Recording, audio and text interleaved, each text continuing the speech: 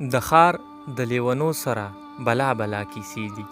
د ښار د لیونو سره بلا بلا کیسې دي.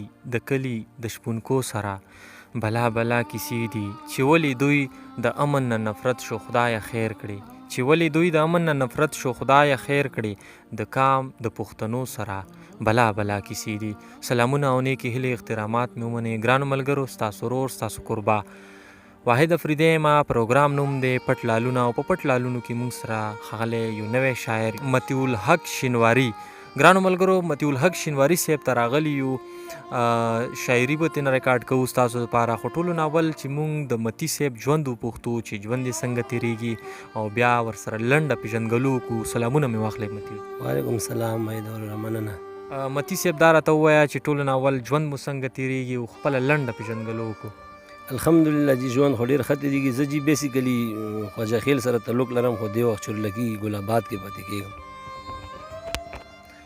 دا راته ووایه چې زمونږ پروګرام پټ لالونه کې د مینوالو ته څه راوړي، څه به ورته وړاندې کوي نن؟ بس ما خو یو آزاد نظم راوړی ده. ارشاد. آزاد نظم پیش کوم. عنوان یې دا چې کنه هیر کړی دی یم. پر رواجونو زنځیر باندې تړلی یاره، پر رواجونو زنځیر باندې تړلی یاره، خدای خبر دغه حال به چې دا ستا هم وي که نه لکه زما وي مدام. پر رواجونو زنځیر باندې تړلی یاره، خدای خبر دغه حال به چې دا ستا هم وي که نه لکه زما وي مدام. زما یادونو به دې چرته کې خوب د سترګو وي تختولی که نه، چې ته هم زما مینه کې زما په شانې اکثر په دې بدرنګه رواج چرته کارېږي که نه، چې زړه دې اوس هم اشنا لکه د مخکې په شان زما په نوم اورېدو درزا کوي او که نه، چې زړه دې اوس هم اشنا لکه د مخکې په شان زما په نوم اورېدو درزا کوي او که نه. هغه زما تر څنګه ستا تېرې شوي لمحې چې دې په زړه شي کله نری نری اوښکې دې په مخ بهیږي که نه، چې په سپرلي کې کله هر خوا ګلان خواره شي پکې بلبل چې وایي اشنا د درد سندرې، خوارو وارو ګلو کې اشنا تنها چې ګرځي زما ارمان دی ګرانه زړه کې راځي او که نه. ته اوس هم په لاسو باندې زما نامه ګل کوي، ته اوس هم په لاسو باندې زما نامه ګل کوي، که دې بدرنګه رواج اشنا د لاسو نه دی دغه اختیار خستی دی.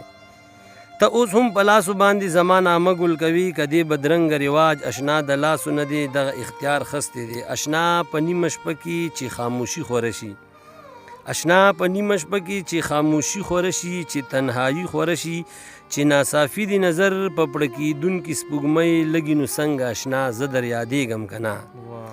اشنا په نیمه شپه کې چې خاموشي خوره شي، چې تنهایی خوره شي، چې ناصافي دی نظر په پړه کېدونکي سپوږمۍ لګي نو څنګه اشنا زه در یادېږم که نه، چې په سرو ګلو باندې راج د خزان وګوري، چې په سرو ګلو باندې راج د خزان وګوري، پکې تنکي ګلان چې زمونږ د مینې په شان په بېرحمۍ وجل شي، چې په سرو ګلو باندې راج د خزان وګوري، پکې تنکي ګلان چې زمونږ د مینې په شان په بېرحمۍ وجل شي، نو وایه تا ته اشنا څه محسوسیږي که نه.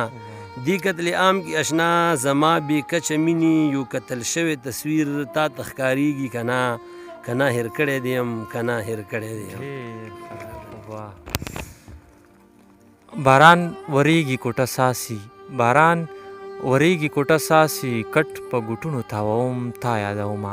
ګرانو ملګرو، موږ سره او دا چې ستاسو ترېنه خوږ نظم واورېدو مطیع الحق شینواري صاحب. ګرانو ملګرو، تر بل پټ لالونه پورې درنه اجازت غواړم د نوي شاعر سره بیا به راځم، چې هر ځای ښاد اوسئ، آباد اوسئ، په لوی الله مو سپارم د لوی الله په